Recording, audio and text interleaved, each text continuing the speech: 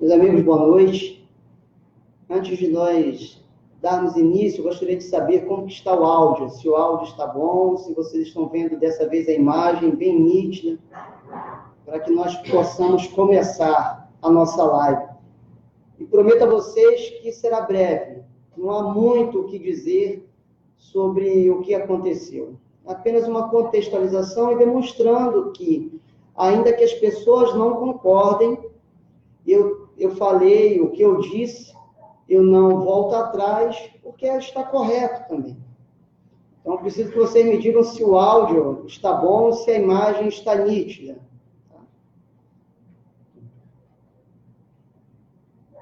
Bom, então vamos começar. Em nome do Pai, do Filho e do Espírito Santo. Amém.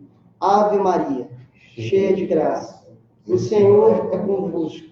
Bendita sois vós entre as mulheres, e bendito é o fruto do vosso ventre, Jesus. Santa Maria, Mãe de Deus, rogai por nós, pecadores, agora e na hora de nossa morte. Amém. Em nome do Pai, do Filho e do Espírito Santo. Bem, eu acho que antes de adentrar diretamente no tema principal, que é justamente saber se existem preconceitos benéficos ou não, eu preciso aproveitar esta oportunidade para deixar algumas coisas pacificadas no que diz respeito à minha forma de fazer política. Como vocês sabem, ou pelo menos muitos sabem, ou alguns sabem, eu sou católico.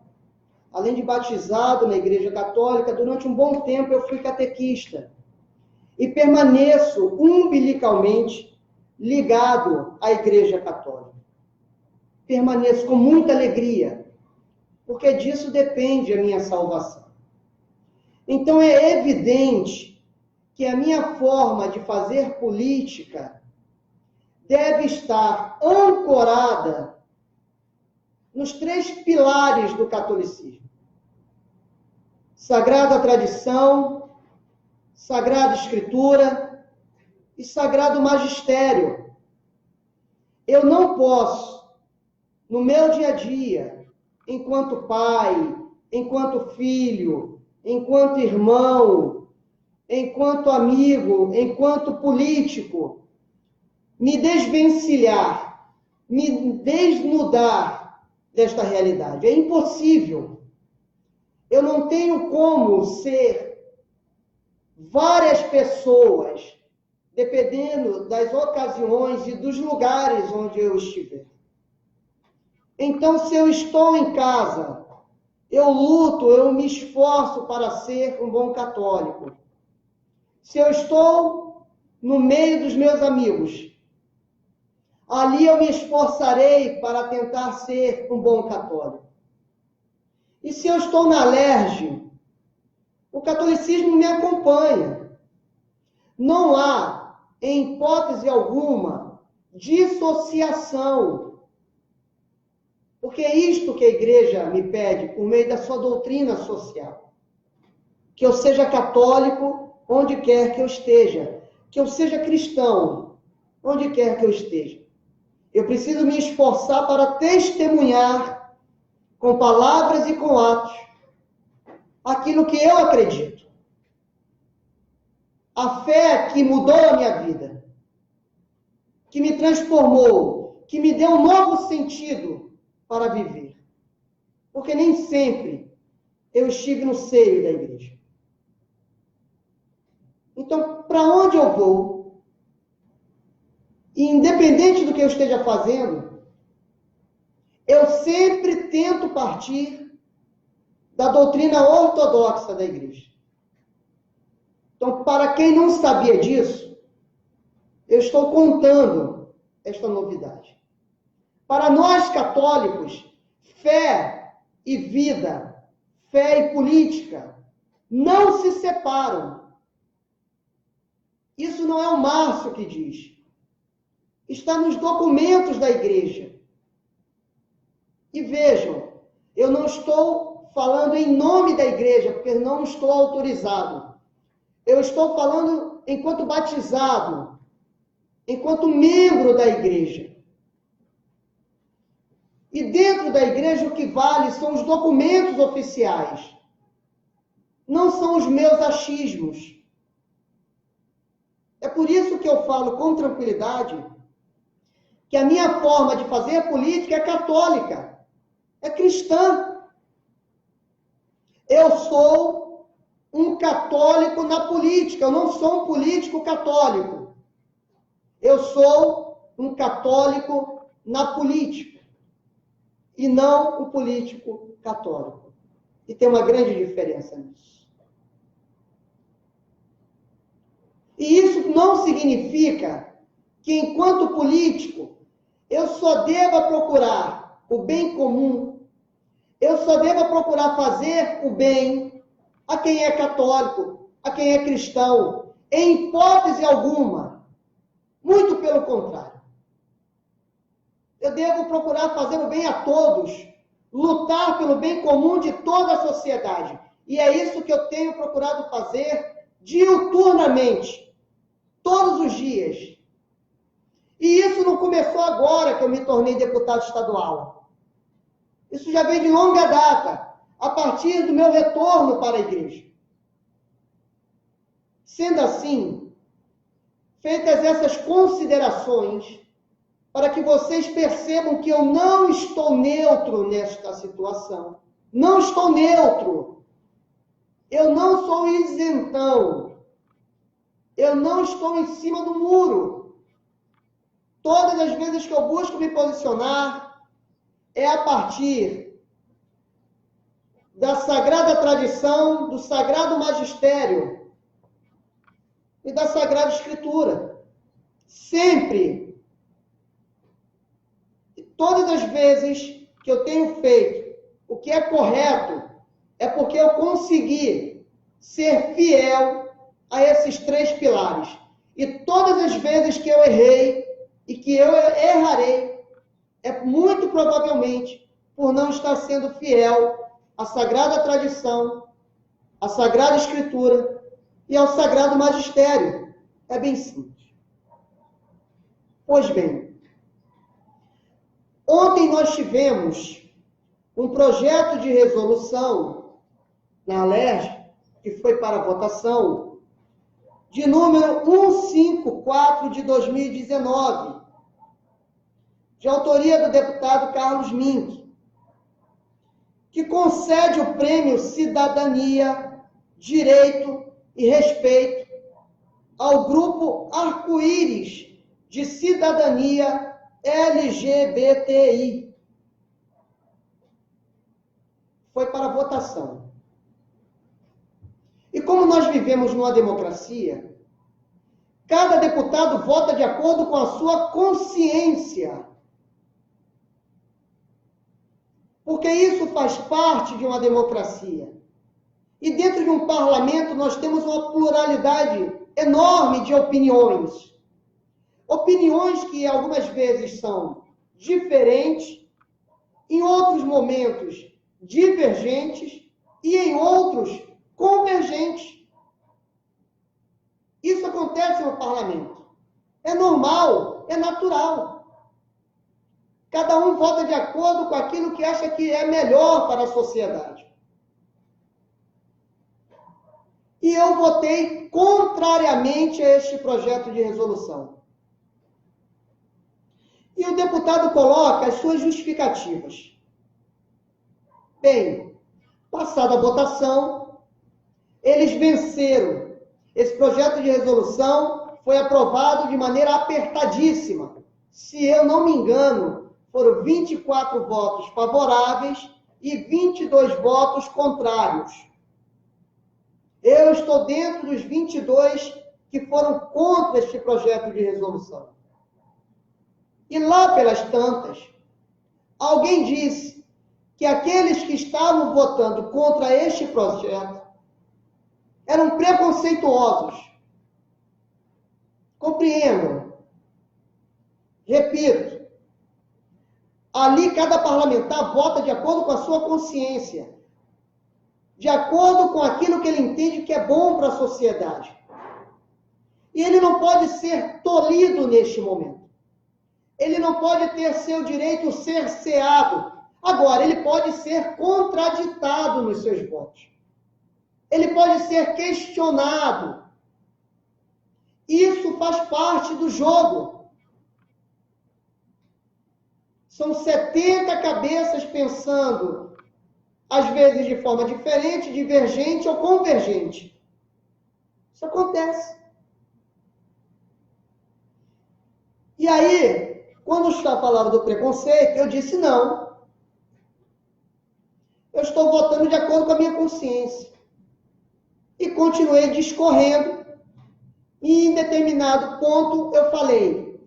E quero dizer que nem todo preconceito e nem toda discriminação são injustas, são maléficas. Pois bem, para minha surpresa, quando foi hoje de manhã, recebi informações de que alguns jornais tinham dado uma publicidade a isso. Fizeram um recorte do que eu falei, de todo o contexto de votação, e me puseram como o malvadão da história. Mas eu preciso informá-los que eu não irei recuar. Eu estou apenas esclarecendo, porque eu não fui ouvido. O que está em curso é uma tentativa de denegrir a minha imagem. O que está em curso é uma tentativa de assassinar a minha reputação. E pior, por meio de um fato que, se for verificado, que se nós fizermos a mínima reflexão, veremos que eu não falei mentira nenhuma, que eu não inventei nada, pelo contrário. Eu falei uma grande obviedade.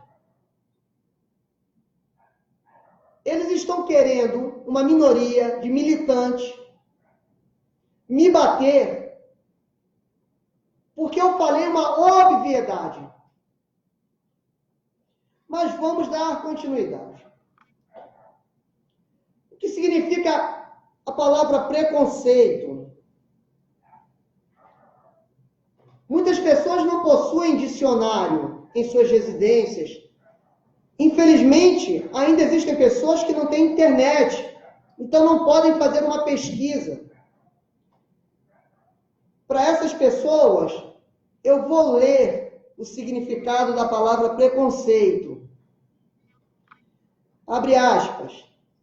A palavra preconceito é etimologicamente constituída por duas partes diferentes. Pré, que dá a ideia de algo anterior, antecedente, que existe de forma primária, primeira, precedente. E conceito, aquilo que se entende ou compreende em respeito de algo, derivado do latim, conceptus, que se refere à construção ideal do ser ou de objetos apreensíveis cognitivamente. A ideia do preconceito refere-se, então, a um conceito formado de forma anterior ou antecedente à constatação dos fatos, utilizando-se de características julgadas universais, sendo atribuíveis a todos que se encaixam na categoria referida ou implícitas, naturais ao objeto que é dirigido. Nessa perspectiva, podemos considerar que o preconceito está inserido em todos os círculos de interação humana, sendo um artifício usado no convívio e nos momentos em que nos deparamos com o não familiar, o desconhecido ou o diferente. Ele nos ajuda a nos situar em determinadas situações em que o estranho, ao apresentar uma ou outra característica familiar ou associável a experiências passadas ou herdadas por nosso meio de convívio primário, passa a ser considerado compreensível dentro do nosso entendimento individual. É um conceito antecipado. Evidentemente que eu não estou falando de preconceito baseado em cor da pele. Evidentemente eu não estou falando que seja preconceito benéfico, o preconceito baseado no sexo, baseado na profissão, baseado no CEP, na localidade em que a pessoa reside, na conta bancária. Evidentemente que se alguém tem um preconceito para com outro ser humano, por causa da cor da sua pele, por causa da sua origem nordestina, por causa da sua origem em alguma comunidade, é evidente que nós estamos diante de um preconceito maléfico, de um preconceito que não merece continuar existindo. Vejam, o preconceito é que não merece continuar existindo. Eu não estou me referindo à pessoa preconceituosa. Eu estou, neste momento, combatendo ideias. Eu não combato pessoas. Estou combatendo uma ideia errônea. Ou seja, se a pessoa, então, baseia o seu preconceito, o seu conceito antecipado, o seu juízo antecipado, baseado nessas características que eu acabei de mencionar, é claro, meus irmãos, que nós não estaremos diante de um preconceito benéfico. Eu nasci em Recife, Pernambuco. Vim para o Rio muito cedo. Sou negro. Moro em Padre Miguel. Sou policial. Eu sei o que é um preconceito negativo. Eu sei o que é um preconceito maléfico, porque eu experienciei isso na minha própria carne. Mas não é disso que eu estou falando. E não era disso que eu estava falando na Alerj também. Se tivessem me entrevistado, eu teria dito. Mas vejam, vamos trazer exemplos concretos. Quantas vezes no plantão de uma delegacia, uma mãe aí visitar seu filho que estava lá detido, quantas mães não me disseram, Márcio, meu filho, quantas vezes eu falei para esse garoto para ele não andar com essas pessoas? Quantas vezes eu mandei ele estudar para ser alguém na vida? Quantas vezes eu mandei ele ir trabalhar, mas não. Lá estava ele andando com pessoas que não querem nada na vida. Eu ouvi muitas vezes isso. Quando uma mãe diz isso, eu não quero você andando com essas pessoas, porque elas não querem uma vida honesta, ela está sim sendo preconceituosa. Mas esse preconceito é maléfico? Não. Esse preconceito é benéfico. Talvez o senhor que agora esteja me ouvindo, talvez a senhora, tenha filhos, tenha uma filha. Imaginemos a seguinte situação. Sua filha começa a namorar um rapaz. E em determinado momento, no início do namoro, o senhor, como pai, e a senhora, como mãe, descobrem de fontes fidedignas que o rapaz que deu início ao namoro tem um histórico de agressões a mulheres. Sejamos sinceros. Qual é o pai que vai querer que a filha continue namorando com um covarde desse? Com um canalha desse? Que tem um histórico amplo de agressões a mulheres. Eu não quero isso para minha filha. Mas vamos a um outro exemplo. Se eu sei que na minha rua, de repente, tem jovens, sei lá, que gostam de praticar assaltos. E eu digo para o meu filho, filho, eu não quero você andando com eles. Eu estou sendo preconceituoso. Mas talvez desse preconceito dependa o futuro do meu filho. E isso não significa que eu quero que esses rapazes que estão na vida errada morram. Isso não significa que eu quero que esses rapazes que estão na vida errada não se convertam, não se arrependam. Não significa isso. Não significa que eu quero que eles apanhem. Não. Pelo contrário, eu quero que eles se arrependam e se convertam e mudem de vida. E se salvem. Isso que eu desejo. Mas enquanto isso não acontece, eu vou lutar para que meu filho não ande com eles. Porque pode sofrer as consequências das atitudes erradas que eles estão tomando. E vejam, os exemplos poderiam ser multiplicados. Vocês já podem perceber que entre o que eu estou falando agora, entre o que eu falei na LERJ e entre aquilo que foi colocado na matéria jornalística, existe um buraco negro de diferença.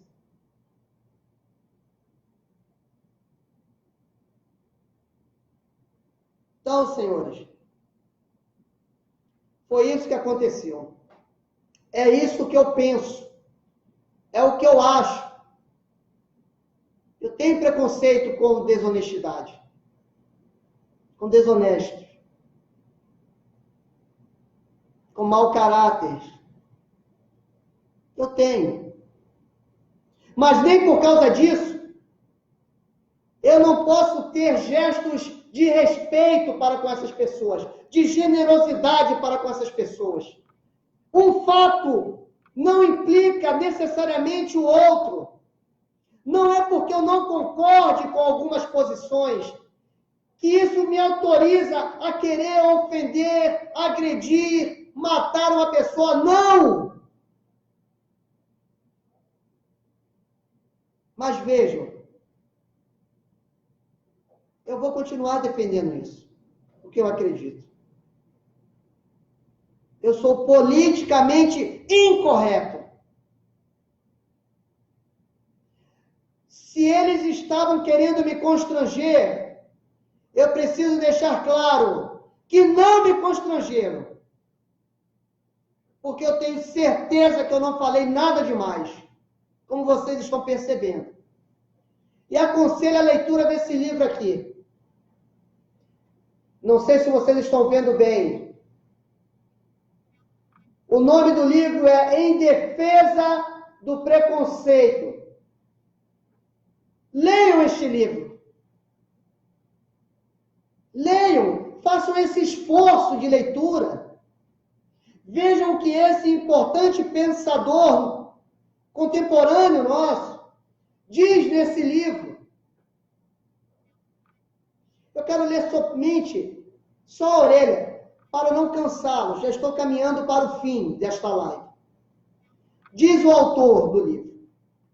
O autor não. Está aqui descrito na orelha aquilo que seria um tira-gosto desse livro maravilhoso.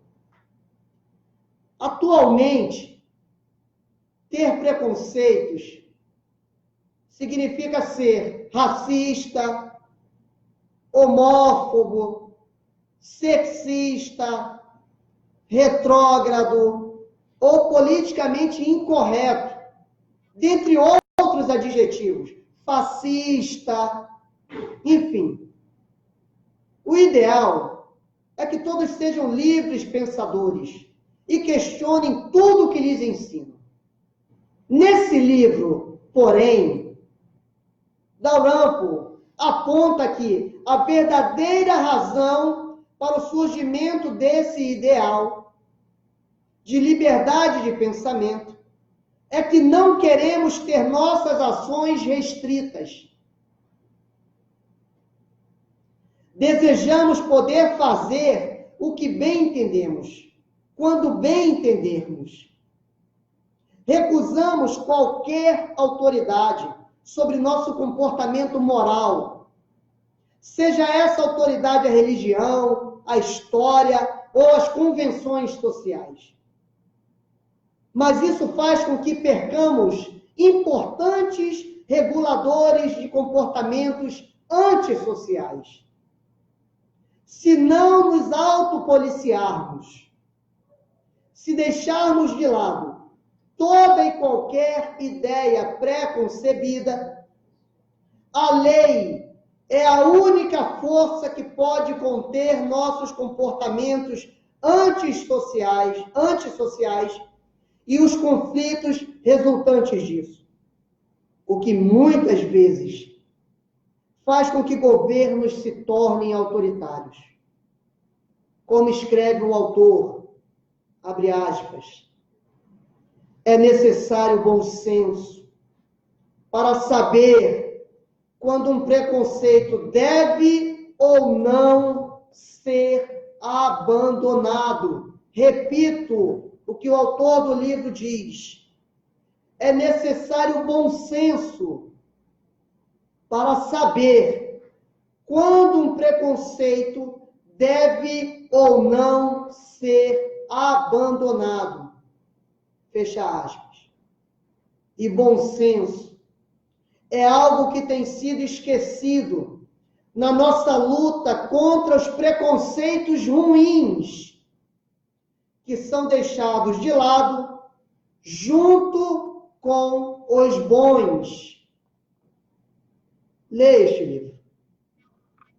Tire suas próprias conclusões. Mas, por favor, não seja raso nos seus argumentos. Assim como eu respeito quem pensa contrariamente, respeite também a minha posição. Ainda que você não concorde, você não está obrigado a concordar. E nem eu quero isso. Discorde mesmo. Mas sem ameaças. Vários me ameaçaram. Vários me ofenderam. A partir de um recorte jornalístico, onde eu não fui ouvido. Por fim, eu quero dizer que essas ameaças, por fim, eu quero dizer que essas ofensas não irão me parar.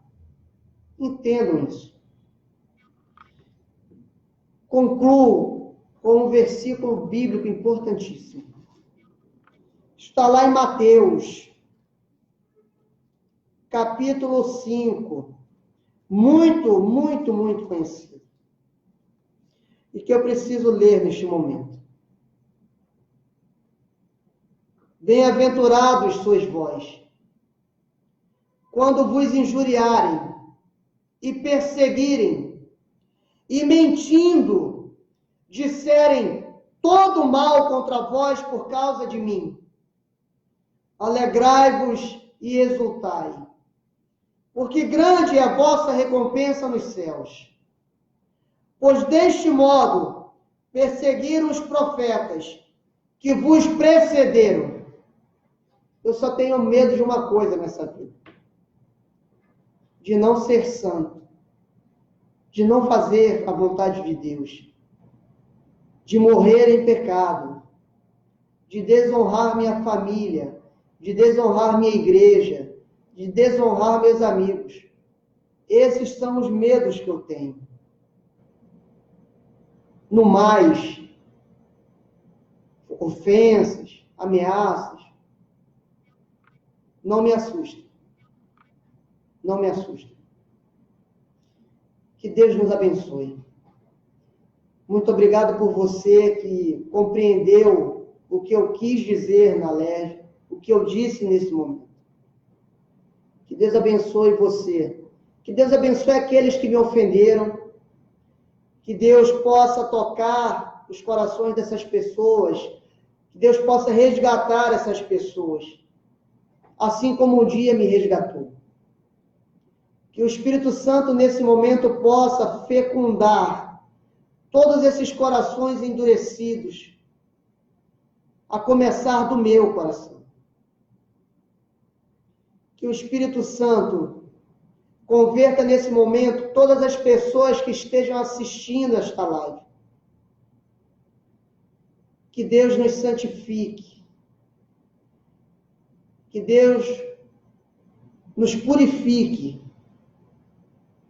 Que jamais nos falte o seu amor, o seu perdão e a sua graça. Em nome do Pai, e do Filho, e do Espírito Santo. Amém.